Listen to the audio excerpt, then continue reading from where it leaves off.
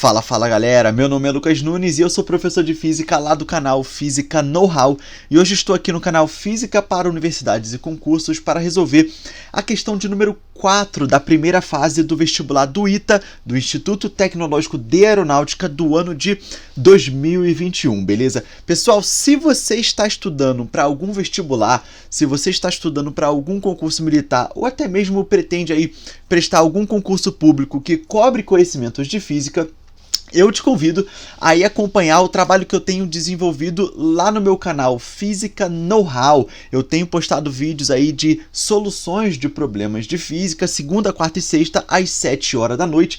Então eu vou deixar um card aqui em cima para caso você tenha interesse você se inscrever no meu canal, beleza? Outra informação importante é que lá no meu site eu sempre disponibilizo essas provas e os gabaritos dessas provas para vocês. Então, caso vocês queiram fazer o download desses arquivos, eu vou deixar aqui na descrição do vídeo o link do meu site. Vocês entrando lá, vocês conseguem encontrar facilmente esses arquivos para baixar, beleza?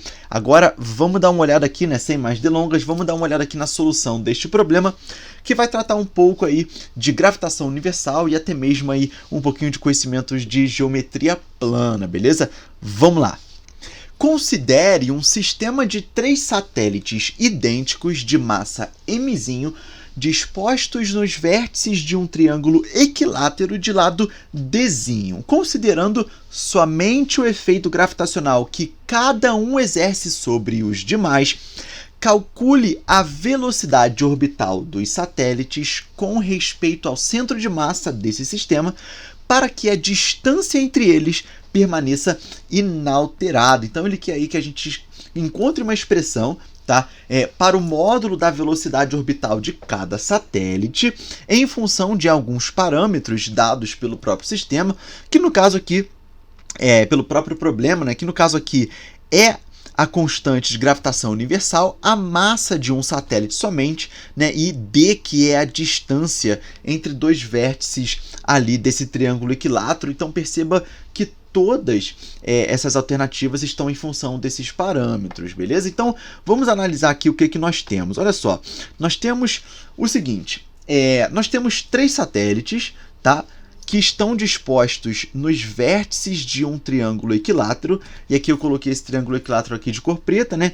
E cada satélite tem massa igual a mzinho, tá? E esses satélites aqui eu coloquei, não faz diferença, mas eu coloquei eles girando aqui no sentido horário, beleza? E a distância entre cada satélite consecutivo, né, vai ser dzinho, sendo que dzinho é o lado desse triângulo equilátero. Tá? E aqui essa trajetória circular aqui tracejada é justamente a trajetória circular que esses 3 satélites irão realizar ao redor do centro de massa desse sistema. E vale lembrar o que o problema falou. Vamos voltar lá que essa é uma informação importante. Considerando somente o efeito gravitacional que cada um exerce sobre os demais. Então isso significa que a gente pode considerar esse sistema como um sistema fechado, composto somente por esses 3 satélites, tá? Então somente esses 3 satélites ali estarão compondo esse sistema e cada satélite vai exercer força de atração gravitacional nos demais, beleza? O que a gente pode fazer aqui? A gente pode escolher um satélite somente e estudar as forças que atuam, né? As forças de atração gravitacional que atuam nesse satélite, tá? Então você pode escolher qualquer um. Eu escolhi esse satélite aqui do vértice de cima desse triângulo equilátero, tá? Então vamos lá. Eu tenho esse satélite de cima e eu sei que 2 corpos, né, que possuem massa, né, eles se atraem de acordo com a lei de gravitação universal, tá? Então esse satélite aqui, olha, esse satélite aqui vai exercer uma força de atração gravitacional nesse satélite de cima. E essa força de atração gravitacional eu chamei de Fzão, esse vetor aqui de cor verde, Fzão, beleza? E eu também sei que este satélite aqui do meu canto inferior direito também vai exercer uma força de atração gravitacional neste satélite de cima, que eu também chamei de Fzão de cor verde, tá? E eu posso afirmar com toda segurança que Fzão daqui, o Fzão da direita, digamos assim, o Fzão da direita vai ser igual ao Fzão da esquerda em módulo, tá ok? Por quê? Porque os satélites têm a mesma massa, né? A mesma massa mzinho, e eles estão a uma mesma distância, tá ok? Então, essas forças de atração gravitacional exercidas por esses dois satélites serão iguais em módulo, tá ok? O que eu vou fazer? Eu vou decompor essas forças, essas duas forças Fzonas, né, digamos assim, na direção x, que está aqui na minha horizontal, e na direção y, que está na minha vertical, tá ok? Quando eu decompor, vamos olhar primeiramente para essa força Fzona aqui da direita. Quando eu decompor essa força Fzona da direita, eu vou ter Fx na direção x, ou seja, a decomposição de Fzão na direção x, na direção horizontal, e aqui ó, vai estar para a direita, beleza? Vamos decompor essa força Fzona da esquerda na direção x, então nós teremos aqui o Fx. Fx é a decomposição da força Fzona do lado esquerdo, tá? Na direção x, sendo que agora está para o lado esquerdo.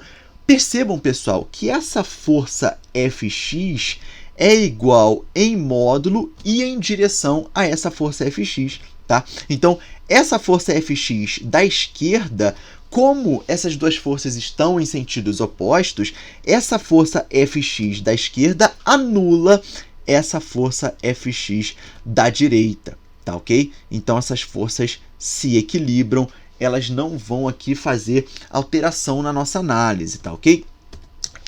Agora vamos olhar aqui, né, inclusive, qual seria o módulo dessa força Fx, né, como uma informação adicional aqui na nossa solução. O módulo de Fx, só para a gente rascunhar, seria o módulo de F vezes o seno do ângulo. O seno de que ângulo? O seno desse ângulo aqui, olha, que no caso vai ser 30 graus, e eu já explico por quê, tá ok? Então vai ser seno aqui de 30 graus. Tá, ok? Então, eu vou ter F seno de 30 graus para a direita, F seno de 30 graus para a esquerda, e essas forças vão se anular. Tá, ok? Da mesma forma, eu vou decompor essa força Fzona na direção y. Quando eu decompor, eu vou ter Fy para baixo. Então, eu vou ter um Fy para baixo. Agora, eu vou decompor a outra força Fzona aqui da esquerda na direção y. E eu vou ter mais um Fy para baixo. Então, essa força aqui para baixo, na vertical para baixo, né, ela vai ter ali, digamos, duas contribuições de Fzão, né? Então, eu vou ter um Fy, que é a contribuição desse Fzão aqui, e eu vou ter um Fy, que vai ser a contribuição desse Fzão aqui da direita, tá? Então, no fim das contas, a força na direção y, a força resultante, vai ser 2Fy, beleza? E aí, olha só, o que eu posso escrever? Eu posso escrever o seguinte, vamos aqui para o meu lado direito, eu posso escrever que 2Fy, ó, não vou dar spoiler, 2Fy vai ser a minha própria força resultante centrípeta, tá? Então, primeiro, 2Fy, por quê? Porque ela é a força resultante que atua no corpo, né? A gente viu que Fx se cancelam, né? Se anulam, eu tenho 2Fy na vertical para baixo. E esse 2Fy vai ser a força resultante centrípeta, por quê? Porque aquele satélite, na verdade, os três satélites realizam um movimento circular ao redor do centro de massa desse sistema, tá ok? Então, essa força 2Fy é a própria resultante, e a resultante do satélite tem que ser a força resultante centrípeta, porque qualquer corpo que realiza um movimento circular, tá? Um movimento curvilíneo, tem uma força resultante que a gente chama de centrípeta, tá? A gente não marca no corpo, mas a gente chama de força resultante centrípeta, beleza? Então, qual vai ser Fy, né? Fy vai ser F cosseno de 30, tá? Então, vamos voltar lá para o meu desenho. Enquanto Fx era F seno de 30, Fy, é F cosseno de 30. E por que 30 graus, Lucas? Pessoal, isso aqui é um ângulo de 60 graus, tá? Essa força, ela vai estar na direção vertical para baixo, e a gente vai ver mais para frente que essa direção é a direção da própria bissetriz desse triângulo equilátero. Então, esse vetor esse vetor 2FY, no caso, acaba dividindo esse ângulo em duas partes iguais, né? Então, como aqui é 60, cada partezinha dessa vai ser de 30 graus, beleza? Então, vai ser 2FY e FY é o módulo de F vezes o cosseno de 30 graus. E a nossa força resultante centrípeta daquele satélite de cima vai ser a massa desse satélite, o módulo da sua velocidade orbital elevado ao quadrado dividido pelo raio de curvatura aqui que eu chamei de Rzinho. E aonde está essa velocidade orbital, pessoal? Vou colocar aqui de outra cor, só para a gente, eu vou colocar de vermelho mesmo, a nossa velocidade orbital, né, como esses satélites, eu coloquei aqui eles para girarem no sentido horário, essa velocidade orbital estaria aqui, ó, orbitando não, né, tangenciando a nossa trajetória circular. Aqui estaria a nossa velocidade orbital v, tá ok? Então, olha só, botei aqui só para indicar, tá? Então, vou ter aqui, olha, mv ao quadrado sobre r. E aí, olha só, o que a gente pode pensar aqui? Quem é F, né? F, lembrando, F é a força de atração gravitacional que cada satélite aplica no satélite de cima. Então, lembrando, né? Esse satélite de baixo, do lado esquerdo, aplica uma força de atração gravitacional Fzão nele.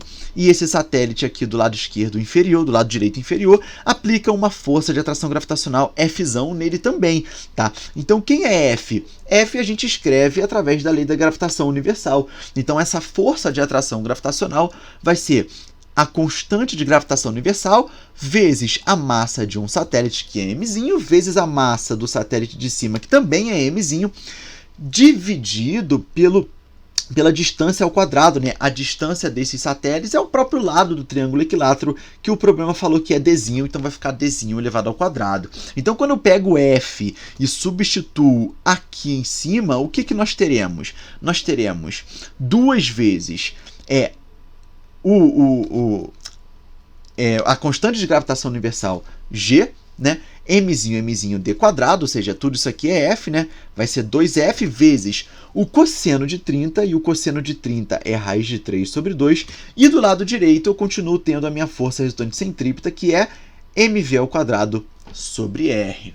Beleza? Então, o que eu vou fazer aqui? Eu vou simplificar o 2 do numerador com o 2 do denominador, tá? E eu vou simplificar um m do lado esquerdo com um m do lado direito. Agora eu vou isolar v ao quadrado. Quem é v ao quadrado no fim das contas? V ao quadrado vai ser raiz de 3, do lado que ficou aqui, né, que sobrou do lado esquerdo da equação, então vai ser raiz de 3, vezes a constante de gravitação universal, vezes a massa do satélite, vezes Rzinho, que é o raio de curvatura, dividido por d ao quadrado, que é o lado, né, desse triângulo equilátero, beleza? Agora, percebam o seguinte, pessoal, eu poderia facilmente aqui encontrar uma expressão para v, né, bastaria a gente tirar a raiz disso tudo, seria uma expressão para v, para a velocidade orbital do satélite. Porém, percebam que lá nas respostas não tem o parâmetro r. Rzinho foi um parâmetro que eu criei,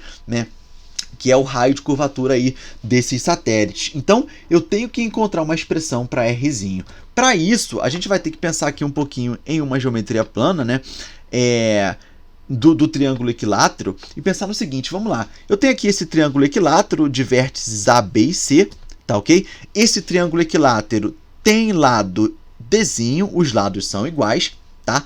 E percebam, olha só, quando eu traço essa reta aqui, essa reta vai ser a bissetriz desse ângulo A, vai ser a mediatriz desse lado BC e também vai ser a altura desse triângulo equilátero, tá ok? Então, quando eu traço essas bissetrizes para cada ângulo, eu tenho esse ponto aqui P, e esse ponto P no triângulo equilátero é o próprio baricentro, né, que no caso aqui é o encontro das mediatrizes, é o próprio incentro, que no caso é o ponto de encontro das bissetrizes, e também é o próprio ortocentro, né, que é o ponto de encontro das alturas, tá? E aí percebam que a grande sacada é vocês conseguir interpretar que esse ponto é o centro de massa desse sistema, né?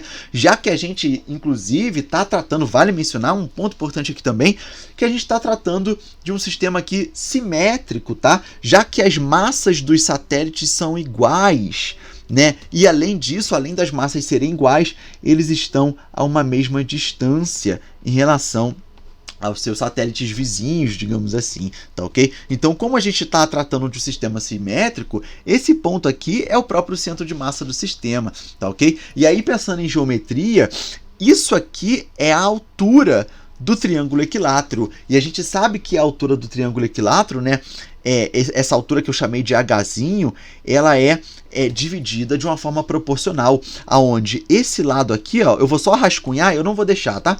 Só rascunhar, senão vai ficar muito feio. Esse pedacinho aqui, se tudo é Hzão, né, se AD é Hzão, esse pedacinho é 2/3 de Hzão, tá ok? Então, no caso aqui, é 2/3 de Hzão, no caso assim, né? E aqui, ó, esse lado aqui de baixo é 1/3 de Hzão, ou seja, Hzinho sobre 3, né? Que é a altura do triângulo equilátero. Então, é assim que a gente divide de forma proporcional essa altura, que também é bissetriz, que também é uma mediatriz, beleza? Então, como é que a gente pode escrever a altura do triângulo equilátero em função do seu lado? Então, a altura Hzinho, tá? É o lado do triângulo equilátero multiplicado pela raiz de 3, tudo isso dividido por 2, tá? E qual vai ser o R? Onde é que está o nosso R aqui, né? Que é o raio de curvatura desse satélite. O R é isso aqui, olha. O R é esse pedaço aqui. E esse pedaço a gente sabe que é 2/3 de Hzinho, 2/3 da altura do triângulo equilátero. Então, o raio de curvatura desse satélite vai ser 2/3 de Hzinho. Quando eu pego o Hzinho e substituo aqui, eu vou ter que o raio vai ser 2/3 de Hzinho, e Hzinho é d raiz de 3 sobre 2. Eu simplifico o 2 do numerador com o 2 do denominador, e eu tenho a seguinte expressão para o raio de curvatura. O raio de curvatura de cada satélite vai ser raiz de 3 vezes Dzinho. Quem é Dzinho? É o lado do triângulo equilátero. Tudo isso dividido por 3. Tá ok? Então, eu acabei de encontrar uma expressão para o raio de curvatura desses satélites em função de um parâmetro dado pelo próprio sistema. A gente agora não tem mais problema com isso. Então, eu volto lá em cima para fazer a substituição, né? Lembrando que a gente parou aqui, né? A gente parou aqui na nossa solução. Então, agora eu vou substituir Rzinho, tá? Então, eu vou ter raiz de 3 vezes a constante de gravitação universal, vezes a massa do satélite, vezes o Rzinho. E quem é Rzinho que a gente encontrou? Raiz de 3 vezes D dividido por 3. E o D ao quadrado, que é o D ao quadrado da própria expressão. Beleza? Então, eu vou simplificar aqui, né? Raiz de 3 vezes raiz de 3 é 3. Então, eu tenho o 3 no denominador. Então, eu vou simplificar o 3 do numerador com o 3 do denominador.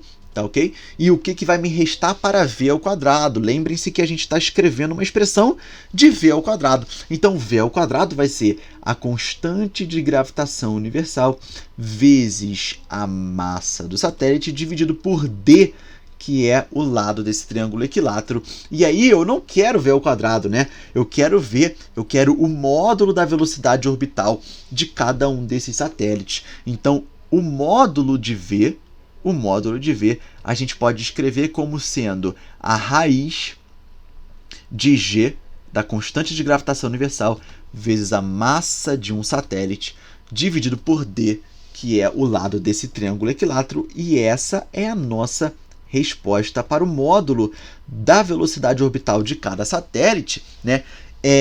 E a gente encontrou essa expressão em função de parâmetros fornecidos pelo próprio problema Gzão, Mzinho e Dzinho, beleza? Então, isso nos dá aí como resposta, a letra B de Brasil, beleza? Então, pessoal, fica aí mais uma resolução para vocês, tá? Espero que vocês tenham gostado, espero que vocês tenham compreendido. A gente se vê na próxima, certamente. Valeu!